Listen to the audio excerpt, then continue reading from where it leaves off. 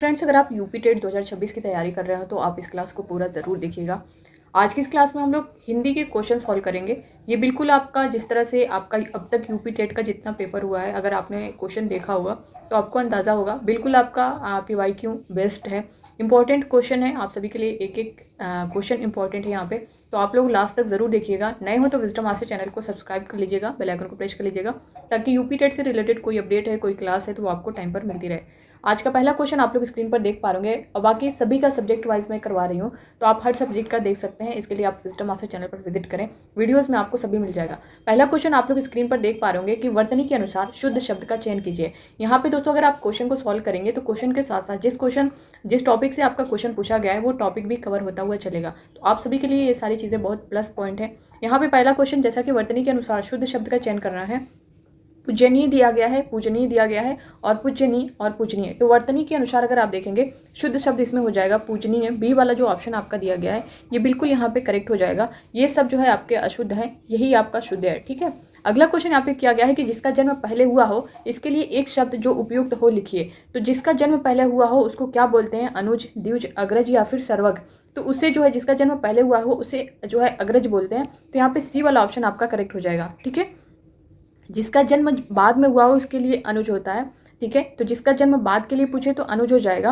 हम थोड़ा सा डिटेल देखते हुए चलेंगे, ताकि मान लीजिए क्वेश्चन की जगह अग्रज की जगह आपका अनुज पूछ दे तो आप उसे कर ले जाएं। ठीक है, तो जिसका जन्म पहले हुआ उसके लिए अग्रज होगा और जिसका बाद में हुआ उसके लिए अनुज होगा एक शब्द।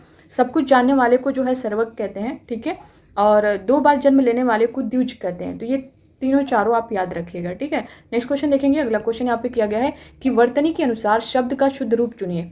वर्तनी के अनुसार पुरस्कार, पुरस्कार, पुरस्कार, पुरस्कार, इसमें से वर्तनी के अनुसार कौन सा शब्द शुद्ध है वो बताना है। तो इसमें अगर आप देखेंगे पुरस्कार किस तरह से आप लिखते हैं, किस तरह से पढ़ते हैं, तो ये आपका है पुरस्कार करेक्ट। अगला क्वेश्चन यहाँ पे कि सजावट शब्द का प्रत्यय बताइए। सजावट में प्रत्यय बताना है आव है, आवट है या फिर आहट है या फिर टा है। तो सजावट में आप पीछे क्या देख पा रहे होंगे, उपसर्ग में आगे और जो है प्रत्यय में पीछे। तो यहाँ पे आप देखेंगे आवट जो है प्रत्यय आवट, बी वाला ऑप्शन आप देख पा रहे ये बिल्कुल करेक्ट आंसर होगा। ठीक है, तो शब्द के पीछे जो अक्षर या अक्षर समूह लगाया जाता है उसे ही हम प्रत्यय कहते हैं। ठीक है, और आगे की बात की जाए तो वो उपसर्ग आता है। नेक्स्ट क्वेश्चन देखेंगे। अगला क्वेश्चन है यहाँ पे लड़का पेड़ से गिरा, उपयुक्त वाक्य का कारक बताइए। तो लड़का जो है पेड़ से गिरा है, संप्रदान कारक है या फिर कर्म कारक है या फिर अपादान कारक है या फिर करण कारक है। तो ये कारक आपको सभी 8 कारक हैं, उसमें उसका जो 8 भेद आपको याद होना चाहिए। और उसका यहाँ पे जैसे आपके पूछ लिया कि उपयुक्त वाक्य का कारक बताइए, तो जब आप जाने रहेंगे, पढ़े रहेंगे डिटेल, तभी आप इसको बता पाएंगे। तो लड़का पेड़ से गिरा, इसमें अगर आप देखेंगे तो अपादान कारक हो जाएगा। सी वाला ऑप्शन यहाँ पे करेक्ट हो जाएगा। अलगाव की स्थिति बताया है, तो अलगाव की स्थिति जहाँ पे आए आपका अपादान कारक होगा। कारक के देखेंगे तो कारक के जो है 8 भेद होते हैं, जिसमें से कर्ता, कर्म, करण, संप्रदान, अपादान, संबंध, अधिकरण, संबोधन, ये 8 जो है कारक होते हैं। और इसमें कर्ता का जो चिन्ह होता है, कर्ता ने से कर्म को, करण से, संप्रदान के लिए, अपादान से, अलगाव के लिए होता है। जैसा कि इसमें आपने देखा होगा कि लड़का पेड़ से गिरा, तो ये पेड़ से अलग हो रहा है, तो यहाँ पे अपादान हो गया। ठीक है, तो संबंध का, की, के, रारी, रे आए तो वहाँ पे संबंध होगा। अधिकरण में, पै, पर, संबोधन में हे, अरे, अजी, तो ये सब आते हैं। ठीक है, तो आपको ये याद रखना है। आगे क्वेश्चन में क्या है कि चौराहा कौन सा समास है? बहुब्रीहि समास है या फिर द्वंद्व है या फिर द्विगु है या फिर तत्पुरुष है। तो चौराहा में अगर आप देखेंगे तो ये द्विगु समास आएगा। सी वाला ऑप्शन यहाँ पे करेक्ट हो जाएगा। ठीक है, इसका अगर विग्रह अगर आप देखेंगे चौराहा का, तो इसका विग्रह होगा 4 राहों का समाहार। जिस समास में पूर्व पद संख्यावाची हो उसे द्विगु समास कहते हैं। ठीक है, तो इसमें संख्यावाची आपको दिख रहा होगा 4 राहों का समाहार। नेक्स्ट क्वेश्चन देखेंगे। अगला क्वेश्चन यहाँ पे किया गया है कि पुत्री का पर्यायवाची शब्द नहीं है। इसमें से कौन सा जो है पुत्री का पर्यायवाची शब्द नहीं है वो बताना है। ऑप्शन ए दिया गया है तनय, बी है सुता, सी है आत्मजा, डी है दुहिता। तो इसमें अगर आप देखेंगे तनय जो है ये पुत्री का पर्यायवाची नहीं है, तो यही यहाँ पे करेक्ट आंसर हो जाएगा। पुत्री के पर्यायवाची अगर आप देखेंगे तो सुता होता है और आत्मजा भी होता है, दुहिता होता है, बेटी होता है, तनुजा होता है, तनया होता है। ये सब जो है पुत्री के पर्यायवाची होते हैं। जबकि तनय की बात करें तो ये पुत्र का पर्यायवाची शब्द है। ठीक है, पुत्र के पर्यायवाची में आता है तनय, बेटा, सूत, तनुज, ये सब आते हैं। तो यहाँ पे ये वाला आपका करेक्ट हो जाएगा। निम्नलिखित में से कौन सा शब्द कमल का पर्यायवाची शब्द नहीं है? इसमें से जो है कौन सा कमल का पर्यायवाची शब्द नहीं है वो बताना है। सरोज, अरविंद, सलील, पंकज। तो इसमें देखेंगे नहीं वाला हमें बताना है, तो ये आपका हो जाएगा सलील। ठीक है, सी वाला ऑप्शन यहाँ पे करेक्ट हो जाएगा। और यहाँ पे कमल का अगर आप देखेंगे तो सरोज होता है, अरविंद होता है, पंकज होता है, ये सब जो है कमल के होते हैं। पर्यायवाची दल होता है, अंबुज होता है, ताम्रस होता है। जबकि सलील की बात करें तो जल का पर्यायवाची शब्द ये है, सलील जो है ये जल का पर्यायवाची शब्द है। जल के और जो पर्यायवाची होते हैं, नीर होते हैं, पानी होता है, अंबु होता है, जीवन होता है, ये सब जल के होते हैं। ठीक है, नेक्स्ट क्वेश्चन देखेंगे। जिसकी मति झट सोचने वाली हो के लिए एक शब्द होगा। जिसकी मति झट सोचने वाली हो के लिए एक शब्द होगा। कुशाग्र बुद्धि, प्रत्युत्पन्न मति, द्रुतगामी, डी है दूरदर्शी। तो ये होगा प्रत्युत्पन्न मति, बी वाला ऑप्शन जो है यहाँ पे इसका करेक्ट हो जाएगा। ठीक है, नेक्स्ट क्वेश्चन देखेंगे। अगला क्वेश्चन यहाँ पे दिया गया है कि निर्गुण का संधि विच्छेद होगा। निर्गुण का संधि विच्छेद अगर आप देखेंगे तो ये होगा नी धन गुण। तो यहाँ पे सी वाला ऑप्शन आप देख सकते हैं, यदि आ गया है नी धन गुण, सी वाला ऑप्शन यहाँ पे करेक्ट हो जाएगा। निर्गुण का संधि विच्छेद हमें बताना है। ठीक है, ये विसर्ग संधि का उदाहरण है। नेक्स्ट क्वेश्चन देखेंगे। यहाँ पे निम्नलिखित शब्दों के दिए गए विकल्पों में तत्सम शब्द का चयन कीजिए। इसमें से निम्नलिखित शब्दों में दिए गए विकल्पों में तत्सम शब्द का चयन करना है। कलश है, कलश है, कलश है, कलश है। तो इसमें कौन सा जो है तत्सम शब्द है? तो इसमें अगर आप देखेंगे कलश जो है ये तत्सम शब्द का उदाहरण है। ठीक है, तो ए वाला ऑप्शन यहाँ पे करेक्ट हो जाएगा। सबसे पहली चीज़ तत्सम होता क्या है? संस्कृत के वे शब्द जो बिना किसी परिवर्तन के हिंदी में प्रयुक्त होने लगे हैं वही तत्सम कहलाते हैं। ठीक है, अगला क्वेश्चन है कि निम्नलिखित वाक्यों में से शुद्ध रूप चुनिए। इसमें से शुद्ध रूप चुनना है। ये दिया गया हमारी सौभाग्यवती कन्या का विवाह होने जा रहा है, हमारी आयुष्मती कन्या का विवाह होने जा रहा है, हमारी सौभाग्यवती कन्या का विवाह होने जा रहा है। यहाँ पे दिया गया है कि हमारी आयुष्मती कन्या की विवाह होने जा रहा है। तो यहाँ पे शुद्ध रूप अगर आप देखेंगे तो बी वाला हो जाएगा, यानी हमारी आयुष्मती कन्या का विवाह होने जा रहा है। तो यहाँ पे आपका बी वाला जो है शुद्ध रूप होगा, बी वाला यहाँ पे करेक्ट हो जाएगा। अगला क्वेश्चन है कि निम्नलिखित शब्द का संधि विच्छेद क्या होगा? भानुदय का यहाँ पे संधि विच्छेद पूछा है। ऑप्शन ए दिया गया भानु धन उदय। तो इसमें अगर आप देखेंगे इसका जो करेक्ट संधि विच्छेद होगा आपका फर्स्ट वाला ही, भानु धन उदय, ये आपका करेक्ट आंसर हो जाएगा। ठीक है, ये सब नहीं होंगे, आपका ए वाला ही यहाँ पे करेक्ट हो जाएगा। भानुदय का संधि विच्छेद आपका यही होगा। ठीक है, इसमें उ और धन उ मिल के आपका ये बड़ा उ बन जाता है, तो आपका ये करेक्ट हो जाएगा। अगला क्वेश्चन है कि निम्नलिखित वाक्यों में से शुद्ध रूप चुनिए। इसमें से शुद्ध रूप चुना है। ये दिया गया हमारे यहाँ तरुण नवयुवकों की शिक्षा का अच्छा प्रबंध है। हमारे यहाँ तरुण नवयुवकों की शिक्षा का अच्छा प्रबंध है। सी है हमारे यहाँ नवयुवकों की शिक्षा की अच्छा प्रबंध है। और डी दिया गया है कि हमारे यहाँ नवयुवकों की शिक्षा का अच्छा प्रबंध है। तो डी वाला यहाँ पे आपका करेक्ट होगा।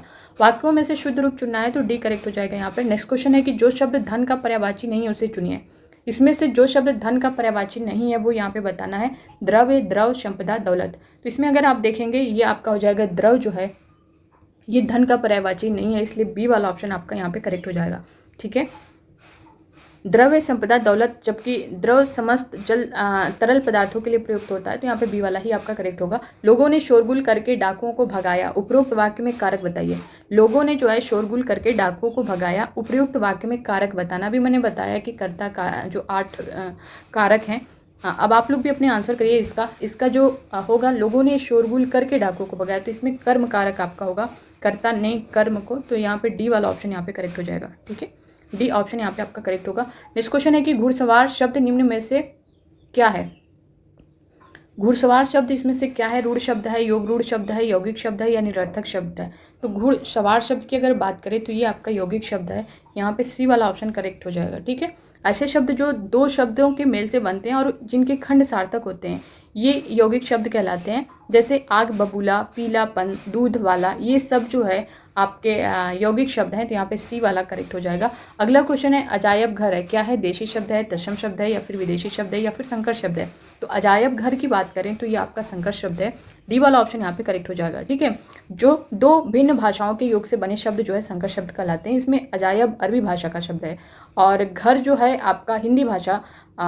अजायब अगर आप देखेंगे तो ये जो है अरबी भाषा का है और घर हिंदी भाषा का है। शंकर शब्द के अन्य उदाहरण जैसे अगर आप देखेंगे टिकट घर, बम वर्षा, अदालत घर, ये सब जो है आपके संकर शब्द के उदाहरण है। तो यहाँ पे डी वाला ऑप्शन करेक्ट हो जाएगा। आचार का विलोम शब्द है। आचार का विलोम शब्द अनाचार, अनाचार या फिर अत्याचार या फिर विचार। तो आचार का विलोम शब्द अगर आप देखेंगे तो ये हो जाएगा आपका आचार। आचार का विलोम शब्द अनाचार हो जाएगा। बी वाला ऑप्शन यहाँ पे करेक्ट हो जाएगा। अगला क्वेश्चन है यहाँ पे दुस्साहस शब्द का उपसर्ग चुनिए। यहाँ पे दुस्साहस शब्द का उपसर्ग बताना है। दुर दु दु ये आपका फर्स्ट वाला ए वाला ऑप्शन ही यहाँ पे करेक्ट हो जाएगा। दुस्साहस शब्द में दुस उपसर्ग लगा है, ठीक है, तो ए वाला यहाँ पे करेक्ट हो जाएगा। उपसर्ग की बात करें तो उपसर्ग उस शब्दांश के अवयव को कहते हैं जो किसी शब्द के पहले आकर उसका विशेष अर्थ प्रकट करते हैं, ठीक है। तो उपसर्ग प्रत्यय अभी इसमें आप सभी ने पढ़ लिया है। आगे जो क्वेश्चन आएगा आप गलत मत करिएगा। आगे जो क्वेश्चन है, जगन्नाथ किस संधि का उदाहरण है? व्यंजन संधि का, या फिर विसर्ग संधि का, या फिर दीर्घ स्वर संधि का, या फिर यड़ स्वर संधि का? तो जगन्नाथ की बात करें तो ये आपका व्यंजन संधि का उदाहरण है। यहाँ पे ए वाला जो ऑप्शन है करेक्ट हो जाएगा, ठीक है। व्यंजन से स्वर या फिर व्यंजन के मेल से उत्पन्न विकार को जो है व्यंजन संधि कहते हैं, ठीक है। अगला क्वेश्चन है कि मोर का तत्सम शब्द होगा। मोर का तत्सम शब्द यहाँ पे अगर आप देखेंगे तो मोर का होता है मयूर।